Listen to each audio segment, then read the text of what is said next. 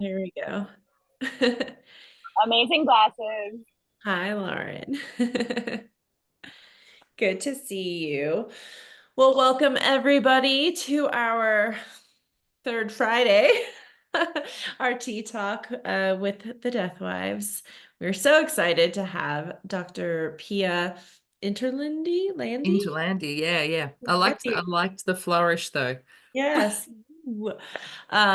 I was lucky enough to meet you, I think it was 8 years ago, 7 years I ago, A lifetime ago. a Like lifetime ago. a lot Yeah. has happened in the last since then. It was when you had your MoMA exhibit because we were on, no, we were on were we on the East Coast or the West Coast? I think we were on the East Coast and you were like, I'm traveling over there next. Um, it's a Yeah, blur. it's such a blur. There was like a 2017 and then there was a 2019. So Okay. just before everything The whole world changed. changed Yep, forever. yep. Mhm. Yeah. Well, welcome. Thank you for having me. Yes, no, it's so great. And you're joining us from Australia. So thank you, thank you. I am. It is 8 a.m. in the morning. We have On Saturday, right? It's your yeah, Saturday? and we've got like a 37-degree day scheduled today. Now, I don't even know what that is in Fahrenheit, but that is hot, hot, hot, scalding hot, horrible, horrible, don't go outside, hot. I'm not ready. We're not at summer technically for another 7 days, but I know. Oh. And here we are in Colorado, like What? looking at snow on our mountains. Actually, Oh, today's in the God. Yes. 50s, so it's kind of nice, but But we are well, duality. I am looking, I'm sitting in a little coffee shop in Evergreen, Colorado in the mountains, looking out the window at snow across the hill. So always No, the duality theme. we are gearing up for what's going to be a scary hot summer, I think. And we get lots and lots of bushfires, and that's probably like just pre-pandemic is when we had all of the bushfires that was what the year was going to be about, was trying to heal country. yeah. And yeah, so no, complete opposite sides of the world, but here we are. This is technology when technology does its thing right. We are grateful to COVID for this one little introduction to our lives of how we were able to connect with each other in a different way that actually feels pretty organic and normal now, which is such a strange thing to say, but it's like, oh, hi guys. Yes, I see you. And Yep. I'm just very grateful. So I'm grateful to you for joining us today. If you don't know, you do garments. I don't know if it's what you do, but garments for the grave, which is how I met you. What people may not know is you were also one of the founding members of the Order of the Good Death. So you, Yes. yeah, you've been doing this work for a long time. We have an OG here, guys. Um, Sometimes it feels like that. Sometimes I feel like I'm like 1,000 years old. Sometimes I feel like, oh shit, what just happened? Like, how did I get here? And look, this is sort of part of the presentation. So, like, do you want me to get into it? yeah, let's do it. All right. So, in speaking about that little bit of technology, I'm going to share my screen because I'm just going to share my sound. Let me do that. Let me do the little hack where I stop my video here, but I get Loom. So I actually I do garments for the grave, but I am actually a full-time senior lecturer. Where is this? Should pop up in a moment. Here, this little thing in the center there. Hey, There. oh no, no, not that big. We wanted it to come to what's going on? I need to just I have practiced this like half a I was second gonna ago. say we ran this first and it was flawless, and now of course that's how There technology we is. go. There you go. Um, so I'm a full-time was lecturer, now senior lecturer in the School of Fashion and Textiles at RMIT University over in and I just shut it because one more time with compassion to myself and not clicking all the buttons to make it do the things. Yes, I'm going to just leave that. We're sharing screen. You can see this. Yep, we can see both. Working. Awesome. Okay. So I did a lot of online teaching during the pandemic and had to learn really, really quickly how to share a screen, but make sure that you could be seen, to that engagement, eyeball, mouth moving thing. It's kind of important, turns out. But yes, so this is me hacking the system. Let me know if it doesn't work. This is like 3 different apps that I'm trying to get going together. All right. Well, where to start? Do I start with my mum's pregnancy with me and the near death experience upon birth? Do I start childhood? Do I did a bit of dancing and performing arts. Then I got really goth for a while and I wanted to be an occupational therapist. And this corset I made was made out of the splinting material that I was playing with in the amputation ward in the hospital doing occupational therapy. And that kind of got me into fashion. And then I was in a band for a really long time and decided on doing fashion. But really, let me go further back. I just want to go like 65,000 years back, because I am in Melbourne. I am on unceded land, and I'm just going to play this amazing piece of work by the prolific artist Marie Clark, who recently I've collaborated with. It's failed. But while I do this, I'm just going to acknowledgement to country. So to say that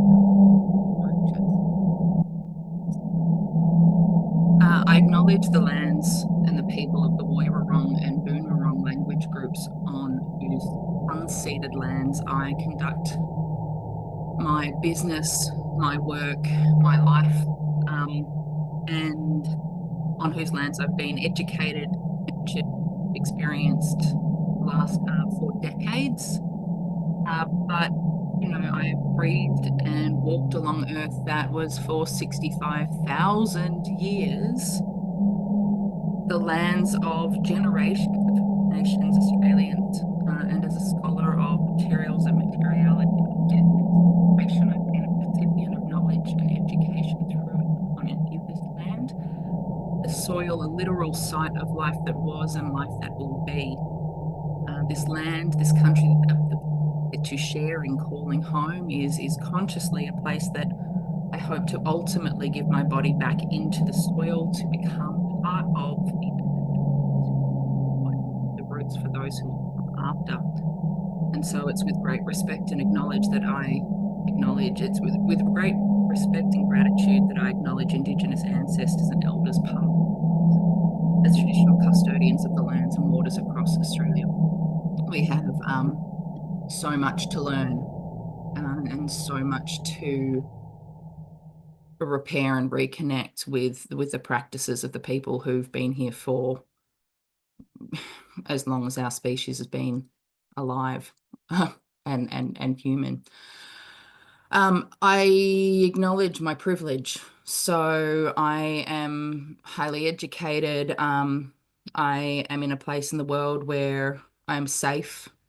And I'm in talking about garments for the grave and fashion and design, I'm aware that I have a luxury practice. And I'm aware that in a number of places in the world, there aren't enough fabric for people to wrap their dead. There aren't bodies to be wrapping and doing rituals of death. So in talking about making garments and rituals, it's an immense privilege to do that. And the more I move into the space, I think the more ranty I tend to get about the choice for people not to talk about death.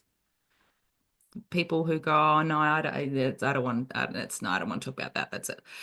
yeah, you're doing a disservice to yourself and to your families to not communicate some of the things that you want, because otherwise they make it up. And one of the things that constitutes or allow, so academic background, and is a good death is there are 5 components. One is sort of pain management. One is contribution to others, and one is this kind of completion or fulfillment of wishes. And if you don't share your wishes, your family or your people aren't able to give you a good death, but they're also the ones who carry that. So give the gift of your good death by sharing a few things that allow your family to, in their shock and grief, hang some things on it that help them. So, who am I? How am I situated in this time and culture? I'm an academic, I'm a lecturer, I'm a teacher who does a shit ton of marking at times. I'm a dressmaker, I'm a deathwear designer, I do deathwear dressing, I've dressed a lot of dead pigs and decomposed them and dug them up. So I do a bit of forensic science. I am an exhumer. I dug up someone who had been buried for 40 or more years. I'm a specialist tricky body care creative ritual facilitator. I perform sometimes, I install, and I'm an artist. I am a set and costume designer. I am a caster and sculptor. I do bereavement casting. I exhibited at MoMA. I co-founded the Natural Death Advocacy Network. Yes, am a founding member of the Order of the Good Death, an ambassador for Dying to Know Day, and more recently started the Australian Death Study Society with a group of people, along with the Australian Home Funeral Alliance. So yeah, how I describe myself is kind of a bit weird, but I guess I'm a creative educator, luxury fashion designer. I'm a pracademic, meaning I'm an academic with a practice. I am divergent. I am she, they, and in 2022, I became mama. But ultimately, I am a human. But what is a human anyway, given that that is a subjective um, piece of construct? Anyway, so I will general content warning. I figure we're all here for the same thing: death, decomposition, and including possible specific mentioning of miscarriage, suicide, and animal death. This is my practice timeline, right? This is the last, how old? I'm almost 40, so this is like 20 years of research practices, and I thought, and I didn't put my timer on. I literally have like a little timer here because, why not? I reckon I'll put 20 on.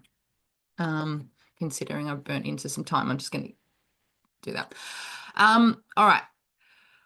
So I didn't know what I wanted to be. I had a dad who's an architect, a mum who was an occupational therapist and academic, and my dad thought, don't go into fashion design and do creative work. That's really hard. And mum said, go and do creative work. You'll find some of the other stuff really boring. So I did fashion design and thought, okay, is this for me? And ultimately it was not. I was doing garments that were, well, it wasn't. I'm gonna I don't, this is frozen for a sec. I was really into ephemerality. I was into freezing moments. I did a collection based on jumping and freezing things mid-air. I did then things that looked like they were decaying but weren't. I did, this is a really fun 3rd-year piece, which was the flower show. We have this huge international flower and garden show, and the pieces are up for a week. And I made this big garment that was full of these bright red flowers that just died over the week and revealed all these plastic babies inside. It was a sort of Persephone piece, and there were women who walked past, much older women, and I'm like, oh, I'm getting to one there, who would say, oh, that's disgusting. Don't like that. And I kind of just kept leaning into that. So I read, because I was a fan of 6 Feet Under, Stiff, The Curious Lives of Human Cadavers by Mary Roach. And in that, there was this description of, there were two descriptions. One was, where was the soul? Where in our human history has the soul thought to be located? And it was the heart, the brain, and the liver. So I went off to the butcher and bought myself some heart, brains, and livers and used them as collaged shapes to generate garments. I won a competition that flew me over to Japan.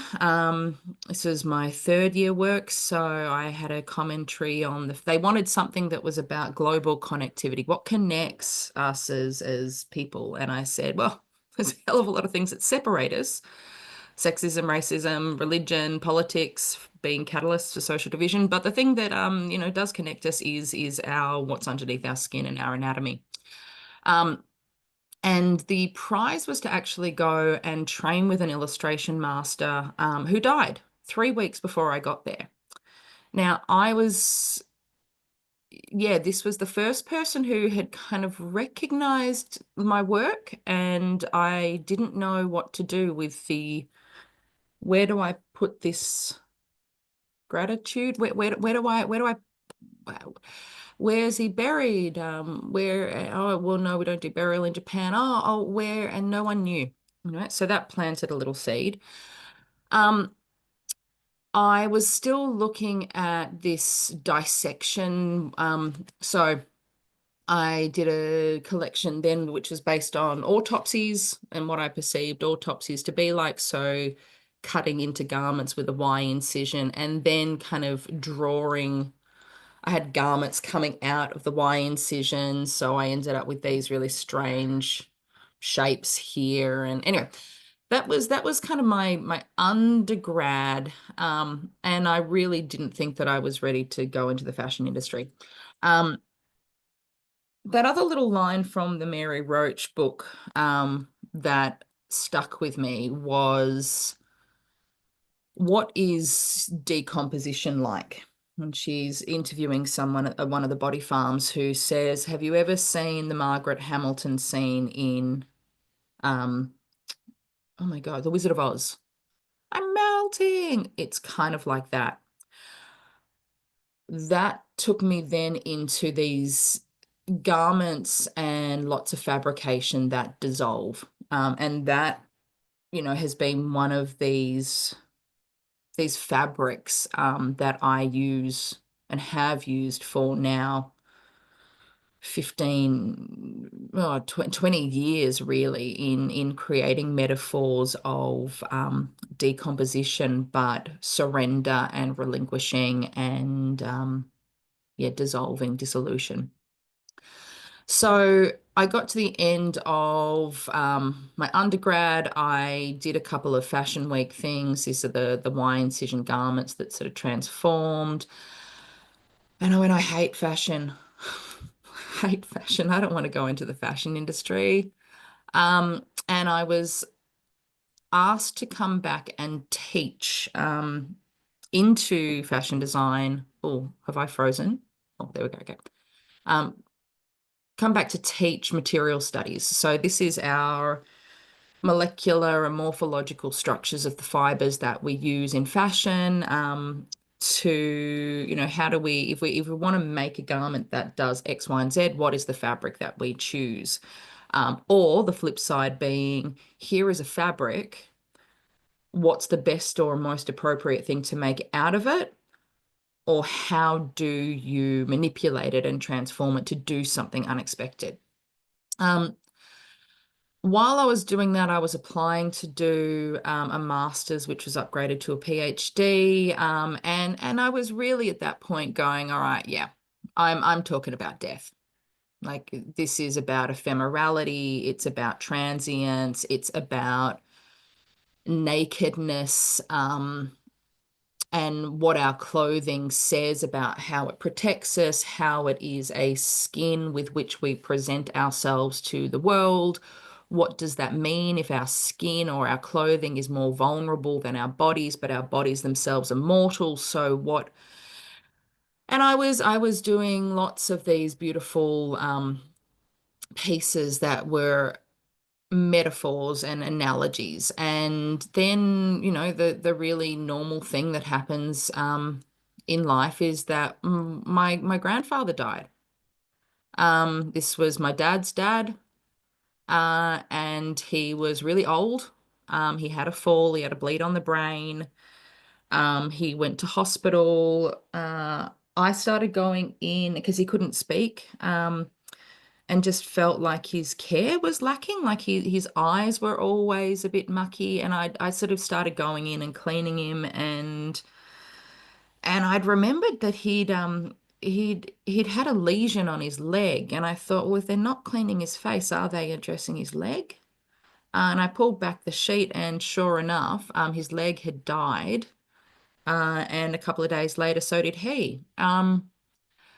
And I we didn't have a history of dressing. We didn't have a set of rituals, but I was doing bodies and talking about death. And I kind of went, oh, well, should we be dressing him? Should I be dressing him? Like, why wouldn't I dress him? And I can say that that was the most transformative moment of my life, dressing my grandfather. And I still like this is a long time ago, and it's still I'm so grateful. I'm so grateful to my grandparents for having a relationship with me during childhood that meant I could be a person to do this. My grandmother died the following year, and I dressed her in whatever she died in a pink nightie that said, "I'm a princess, just ask my daddy," which was not hers. Often in aged care, clothes get mixed up. And she was a really she studied microbiology at university. She's a highly educated woman with a particular style. And it was about just getting her back into something that was hers. Now, with my grandfather, one of the things that happened when I was dressing him for the first time was I went, oh, why are we putting him in shoes? Like, where's he walking? And the kind of these garments are designed for life and not for death, and the drape was weird, and it was really difficult to put on, like putting a jacket on someone after the oh oh yeah, that was physically really difficult, but was also, so there were shoes, and then there was the jacket. And the thing with the jacket was, and the shirt was, when I had to put my arm down the sleeve, you sort of you fold it up on your own, you grab their hand, you pull it through. And I'm going, oh, dead corpse, corpse, corpse, corpse, corpse, corpse, corpse, corpse. And as his hand passed through the sleeve, I went from touching a dead body, touching a dead body, touching to I'm holding his hand. And there was something in the dressing of him, from taking him outside, out of the white sheet and the hospital gown, and putting him back into his clothes, that for me meant he went from dead body to my grandfather's dead body, my non-Nor's dead body. And also, he was so dead. Like, that was something that I still can't explain. And I don't think of the body and soul as being separate entities anymore. But he wasn't in there, and it didn't mean that it wasn't him. But I wasn't then concerned about um, him being cremated. Didn't have any of those fears about, well, what's going on in there. So that really then changed the direction of the PhD from being metaphors into, it needed to have poetics, but it also needed to have a reality to it. The other project I did, and this is important because it comes back it's a reoccurring thing now, was to do what was called body molds. One of the first studies I did was just to go to the cemetery and to look at where was life occurring.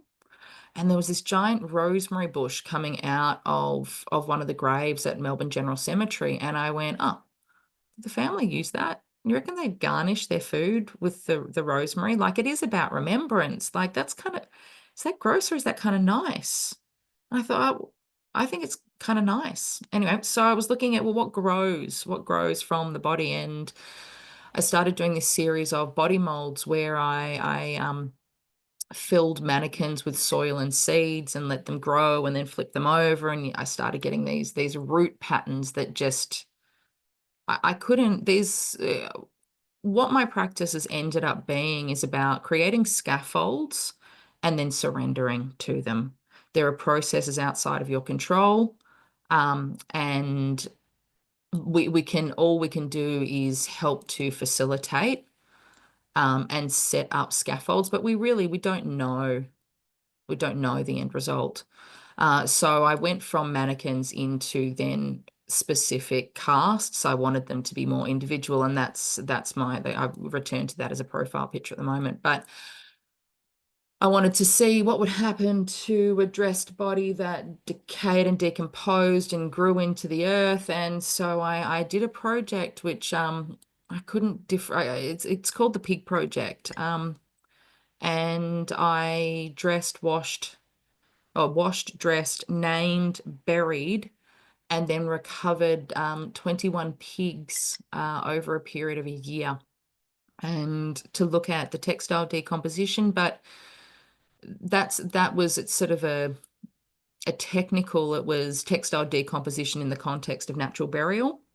But really for me, it was when other lines of disgust, what are the boundaries to going, oh my God. And this was me getting, like, it was really intense. 150 days of burial is not awesome. I've got, there are lots of pictures around. I tend to just flip through things quickly, but my thesis is available, and I'll post a link to that somewhere. But this last pig, so this is 350 days, and I was digging through, you can see it a little bit in the background here. It's a plant called, it's a succulent, it's a native Australian plant, and its nickname is pig face. So pig face was growing out of the graves of these pigs. And this final pig, I was digging through all these roots. And I'd gone through the horror of the bodies coming apart and not being able to tell what was fabric, what was dirt, what was pig, what was skin, what was bone, what was sinew, what was fabric, what was like. There was some really ambiguous moments in that. But this final pig, this was embraced with roots. It had roots kind of coming through every little pocket. I loved this little like breath, almost like it was flowing out of its nose, and it had this root just spiraling around in the eye socket. And that was the moment I went, oh, this is the closest embrace. This is decomposing. You are like, you've composed a body and a life over the time that you have, and to decompose it is to take little parts away, and then you are back embraced in Mother Earth. And it felt miraculous, actually. I'm going to go back a step, because where are we? Before I did, having a little panic here.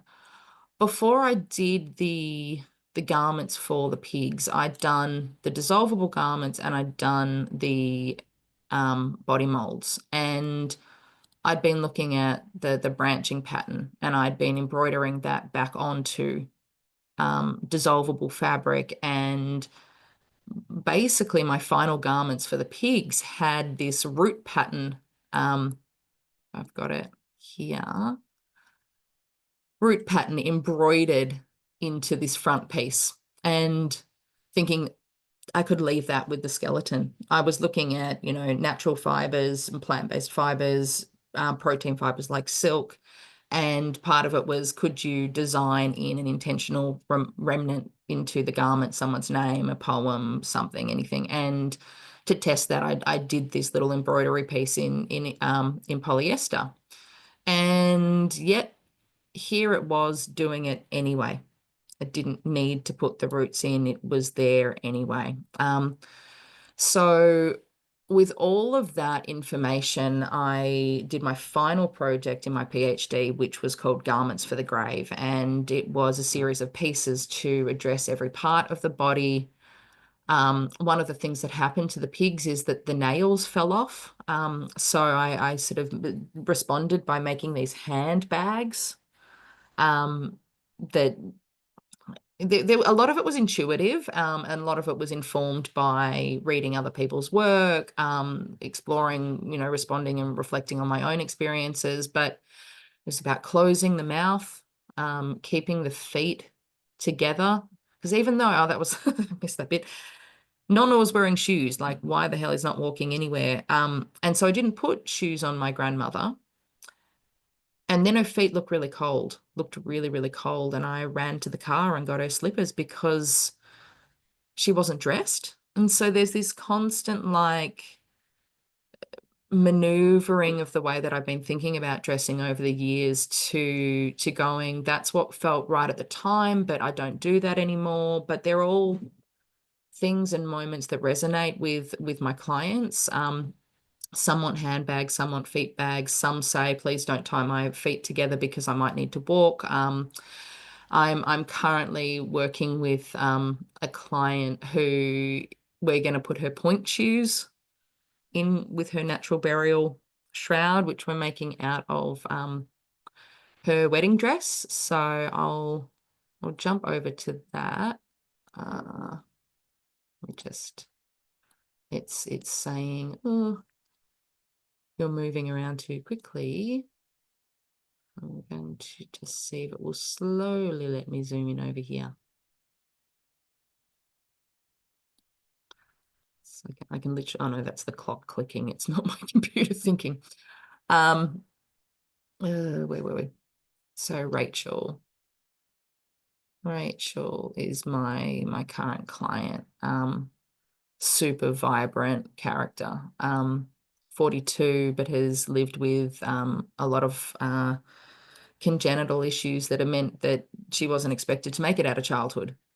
So every year is a blessing for her. But she does adult ballet classes and point, and yeah, where I pulled back from death a couple of years ago because I needed to do a lot of self-care. And that's, I've got like a minute, and I think I'll just quickly talk about that. In 2020, I was looking at what is it like to die on Mars? What will we be doing with the bodies on Mars, given that this is a one-way mission effectively? And I've been a advocate for natural burial for a really long time, but there wasn't dirt on Mars to bury the dead. And what is it to put a body out in the regolith, introducing a microbiome that's, that in a way that's to colonize a planet that isn't ours. So I was looking at lots of alternatives, and alkaline hydrolysis really became the focus. So, throughout human history, humans have engaged in rituals of death. We're always dressed for death, though. That is one of the markers of our species, is that we have grave goods with us that indicate abstract thought. And it's sort of irrational, really. Why would we need these things? But the living need the dead to have these things. And we're not going to change that suddenly on Mars. So the proposal was that you would fly up with a pillow. And inside the pillowcase, you've got your other pillow, which is upon my death. If not to earth, then to soil. And in it is this silk shroud. And within that also is a letter with mulberry seeds embedded into it. That alkaline hydrolysis the dissolving of our bodies would be the technology used. That liquid would then be something you could fertilize mulberry trees with. And with those leaves, you could grow silkworms. And with those silkworms, you could then spin or pull out the silk to wrap the next person, and so on and so forth. At that time, I experienced 3 miscarriages, which was just fucking harrowing, to be someone who dresses bodies, and to not have a body. I didn't know what to do. I was a creative ritual maker who didn't know what to do. And I realize now it's like you actually need people. You need others to hold you through these moments. You bring in your community. And I went to do I went to do a workshop with Marie. Marie's the practitioner I mentioned at the start, who does kopi making, KOPI. It's an Indigenous practice of pounding clay into your head and wearing the cap. It's really heavy. It's physically really difficult. I needed the physical exertion to process the grief. And I didn't wear it for weeks, but that's thought to be what was happening. And it did unlock my ability to move forward momentarily. And I was then embroidering a poem that was the only thing that resonated onto this silk veil that I then dissolved onto my body. And with my products of conception, my POCs, with the tissue that I was able to get back, I planted it into a mulberry tree at home, with view to be growing my own funeral veil for the future. I was lucky enough to, on the 4th go, have my tiny human. And I did have to step back and do birth and life for a little bit. Couple of months in, one of my closest soulmates in the world decided she had had enough and suicided. And so I was brought back into death to do her dressing, to make her garment out of her linen sheets. She'd done a lot of work on natural burial, so to have a natural burial for her, which is it's not as accessible in Australia as you might expect, but that project was led into another thing, which I inherited some of her garments. I inherited these black t-shirts of hers.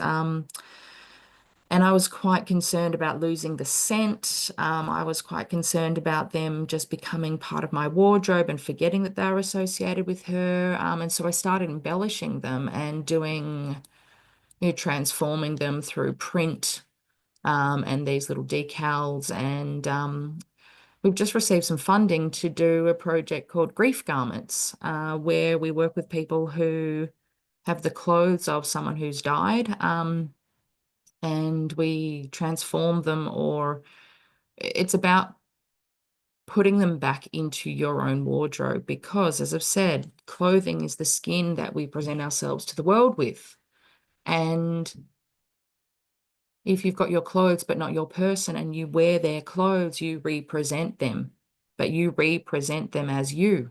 They are you and you are them. And so it's really about, Grief Garments will be about, how do we wear the clothes of our dead with intentionality, as a ritual, as a worn memorial that is a storytelling device, should you want to be talking about your person. So that'll be next year. But I've also done this really super weird collaboration with Linda Nurk, who is the mad silkworm lady, and I am the skeleton harvester. We did this super weird part recorded, part live performance where she grows the silkworms and I dissolve the bodies and grow the mulberry leaves to feed. And I give them through the camera to her. She receives them and passes the silk back. But really what we're working on is that closed loop system to be growing silk from our dead. I think there's lots of other things going on. I've got the burgeoning Vibrant Death Collective, which is creatives working in death, primarily in Melbourne at the moment, but it will expand. I've been working with a community doing the corpse couture, be a queer eye for the dead guy. It's the trans and gender diverse queer community, and it's this really quirky event where they dress. There's someone who's a corpse who or volunteers to be a corpse. They bring some of their clothes. People are chosen family. They're given a role and they dress them to simulate what it would be like to dress the dead. It's quirky and funny and it's a parody, but then it still meets the serious part. And I've been this is last weekend, working with Marie Clark and her niece Kerry Clark on a hybrid of a possum skin cloak, which is an Indigenous garment made over a lifetime that used to be something that people were buried in. So doing some community engagement through silk versions to talk about, what you will wear when you die. So here is now, I jumped through about over a decade there, but we've got a little bit of time and what I can do is I can leave this open. And if you've got any questions or want me to kind of go into any of the detail on something, maybe I'll do that. I'll leave this open for the moment and then yeah. So many amazing projects you have done since we last talked. You are just like boom, boom, boom. I love that. Yeah. It hasn't always felt like that, but thank you. Yeah, the last year has been particularly good. I didn't know that I would ever. It's sort of that thing of every time I go into addressing, every time I meet a family, every time I do a bereavement cast, there is this the one that I can't do? There's never any like, I've got this. Like there's a humility and a surrender. I've got all the scaffolds in place. I've got, my debriefing. I've got, I've got to practice and I know what I'm doing, but you never know. And for a while I thought, will I be able to, it was particularly after all the miscarriages going, I'm really, like, I still haven't shown some of that work publicly because I'm not yet ready to hold people in the miscarriage space. When you have a bit of a platform and you share personal grief, you have to be able, I think, to hold it when people reach out. So that poem, I reached out to the author and she was able to be wonderful with me and talking me through what I was going through. And I realized that until I was ready and had space and capacity to hold that for other people, I need to be mindful of how and where I share, which is a really weird space. But yeah, I think I sort of described it to my friend Beck. I'm putting just a little toe back into the death waters, and she was like, "Yeah, I think you jump back in." So here we are. Yeah, it's hard to ever leave. Once you're in, you're Exactly. in. Exactly. So first I'll open it up to see if anybody has a question. And then I do, of course, have questions. Leslie or Lauren, did you have any questions about what you have seen? No. I just wanted to say I think it's so cool. And I think that this falls in the category of like, very integrative grief work. I love the level of ritualization and what profound grief work that can facilitate for clients. But how do you how do you present this to like the average person, right? The person who's not here because they're already in this club and they understand it. How do you, how do you present this to the normies, or do you not care? I guess essentially I'm asking, like, how do people find you? Because we think this is super cool, but how do people find you? Yeah. All right, I'm going to stop sharing and I'm going to come back here and turn my video on. Let me just get rid of that. And then, look, I don't advertise. I'm entirely word of mouth. I'm referral from funeral directors, mainly for bereavement casting, because I'm full time doing an academic role. People seek me out, and I'm more and more cautious of how much work and how much capacity I have while I've got a toddler. Like it's yeah, I look, I'm lucky to do media occasionally. Usually that then has people reaching out. I do a lot of community engagement, but they are death specific events. So people generally, I don't be like, hey, surprise, we're going to talk about death today. Although I do with some of my students sometimes. But it's slow, and it needs to be slow. I'm gonna I'm doing Fashion Week. Oh, actually, I'm not even meant to be, that's under embargo. Mm, Getting to the average person. Uh, Radio.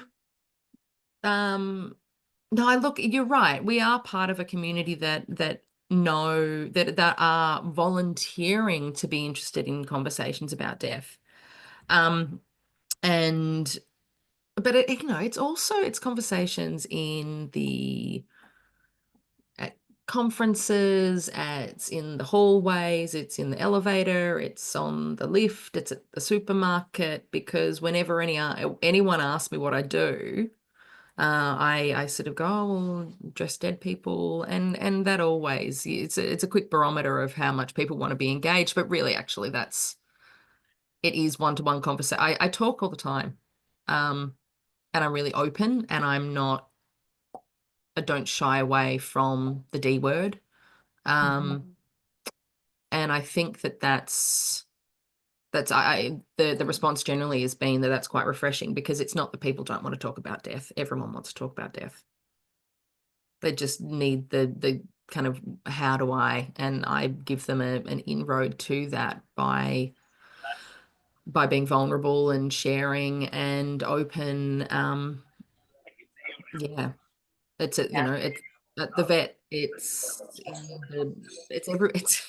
everywhere I talk about No, it. I understand. And that's a great answer and a real answer. And what I heard you say the most was like, yeah, you care about the marketing and the events and whatever, but it's really just this like commitment, discipline to your craft. You're in love with the craft of Yeah. it. And because of that, you're an expert in it. And you've got the best dynamic that there could be, where you're not seeking it out, it's seeking you out. So Yeah. wonderful. And Yeah.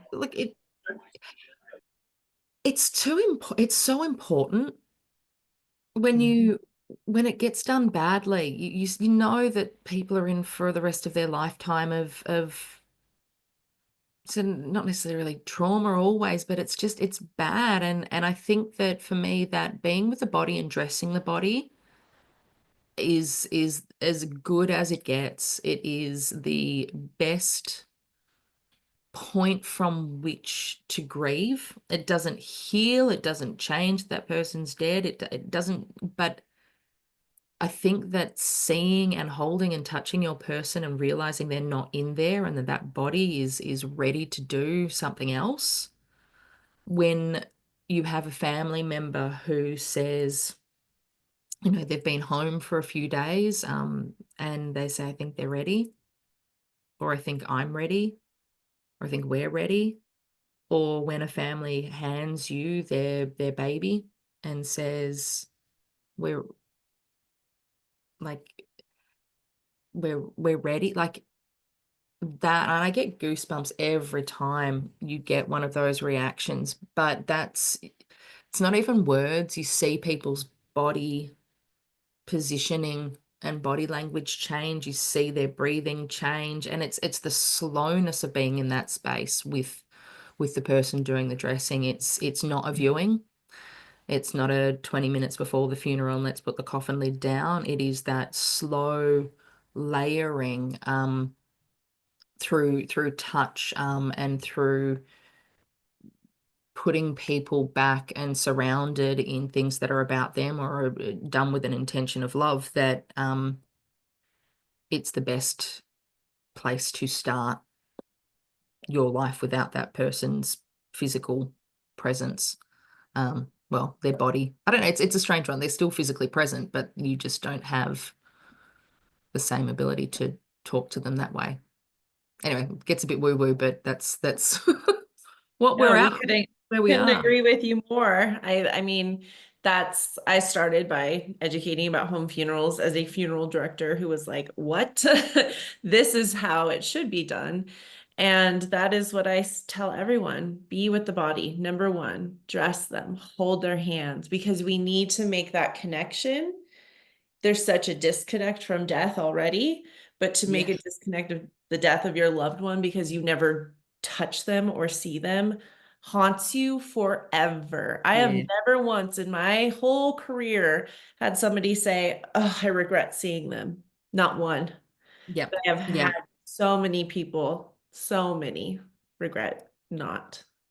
Yeah, the I mean, we're seeing an uptick in direct cremation. I imagine it's probably the same in the US. We've got a company where you can just like book a removalist to come and cremate your person online. You never even have to speak to another human. And there's something in that branching of death practice that you just know it's setting up for a really disconnected, fragmented society and community and grief. Mhm. Yeah, so that return, that kind of reclaiming of community practice, family led is where it's at, and it's like the education is mainly unlearning about the fact that people say, oh no, you wouldn't see them like that, or you can't do that, or you need, like, don't you have everything that you need. That's one of the things with the garments. People will often say, oh, does it need to be special? And it's like, you know what, you have everything you need. That the service I offer is luxury. It's high end. It's hours and hours and hours. I don't do a garment for a couple of hundred that you can buy off the rack. And it's not about that. It's about making it preferably with the person who is dying. Usually that's my client. Um, and they ask me to then bring their family in to say, by the way, you're going to be dressing them. That's really what it's about. And then I've met the family, we've made the garment together. So when the time comes, there's a familiarity already, there's a continuity of care, but there's also a garment, which is a tool to go into that space. And it's beautiful. It's what the person wanted. The family have already put love and time into it, and they have an instruction. They have something to do when often you feel like you can't do anything. So, um, using bed sheets, using curtains, using old garments. I'm trying more and more never to buy new fabric, just basing it on what people have already and reconfiguring it. So with Rachel, we're going to deconstruct her wedding dress in the next few weeks and turn that into a bright pink natural burial shroud. And I mean, it's simple magic, really. I was actually going to ask you, this was my like weird question that's not weird, but really not death related, is what's your least favorite material? Like, Oh, and poly satin, holy mother of God. I do a lot of poly green. satin. Okay. So vegan satin. It's plastic, okay? Like I see it all the time. Got curly hair. I've been, get a satin pillowcase, whatever. There are all these like push against silk But okay. Oh, when someone says a fabric is silky, usually what they mean is it's shiny, it has high luster, it's a smooth surface, light It's reflects. slippery, right? That's what Yes, it means. it's It's slippery. most of the time what they mean is satin and it's polyester. Um, so yeah, the greenwashing of fabric at the moment to be vegan, and you're like, it's still animals, it's just really, really, really old, old animals. Yeah, that's so true. Yeah. Wow. So it's being responsible about it's really hard. Look, consuming clothes, materials, there are so many layers to the ethics and the decision making that goes into it. What at the moment I'm doing projects with alkaline hydrolysis and composting and looking at it's not just the fiber composition or what's on the label, it's the dyes, it's the prints, it's the stitching, it's the labels. It's the buttons, but also the materials that are in a body through mortuary care. And you do the best with the information that you have, but you should always be open to learning more. And yeah, just alarm bells go off whenever I hear vegan at the moment because it usually means synthetic plastics. Mm-hmm. Sorry, I jumped into the question without you actually asking. No, that was it because then I was going to say, well, what's your favorite? But I'm guessing probably silk, like true. At the moment it's silk, but also silk has a pretty nasty silkworms are so domesticated. They come out of a cocoon, they don't have a mouth, they can't fly. And I think that the project that I'm doing with Linda is because for most silk the larvae is boiled in the cocoon. Um, it's stifled. It's also a really good food source. It's high in protein, etc. But it costs the animal its life. And so looking at alternative ways where you actually Linda does this thing where she has a pupae hotel. The silkworm comes out and spins, it goes backwards and forwards, dragging its filament of silk, and it runs out of silk, and it still then turns into a little pupae. And she transfers it into a little hotel and cares for it, and then allows the moth to come out. But so you don't actually have to um, kill the moth to get the silk, but you have to extend more care. And I think that the time for care is the thing that we're sorely lacking at the moment is because we're so busy that you often don't get to do the things that are right. Mm-hmm. Um, I don't have an answer to that, but yeah, that's I love that. silk is pretty amazing, and I do have a soft spot for the insects of our world, our animal insects. So We need them. They're our friends. And I loved, I mean, I know we're already at time, but you talked about with the Mars project and with your personal story of using our bodies, ourselves, our materials to grow these mulberry bushes or trees that yeah, now yeah. feed the silkworms that create the silk that you'll be buried in someday, that you would be buried in for the next time. And I love that because there's reciprocity in the project itself of like I'm going to give and then will you receiving Well, it. we borrow our bodies. We don't own our bodies. Our bodies are nurtured with dead things. I'm vegetarian, but I eat plants that were alive and are dead, and we borrow it. Mhm. So the idea of locking it in a coffin and burying it in the ground to sort of say, no, you can't have this back is really in opposition to what nature is about.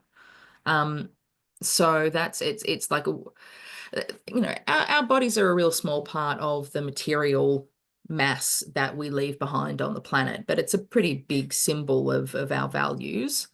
Um, so encouraging and looking at the options for best, what can we maximize with our bodies and the nutrients within them? Um, what can we grow from them? And Mars is what we call space washing. You get to do things on Mars because of the scarcity, and you can kind of like overcome a little bit of that disgust to get the story across, to then have people go, oh, that's quite nice. And then you bring it back to earth and you say, so can we? Like, not quite at Soylent Green level, but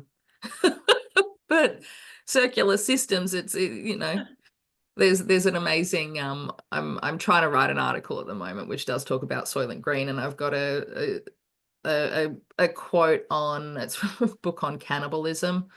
We're not quite at that point, but it's you're going to be eaten by something. It talks about our greatest fear is to be eaten. There's then the flip side that goes into sex and eroticism, but you're going to be eaten by something. It's just a matter of what.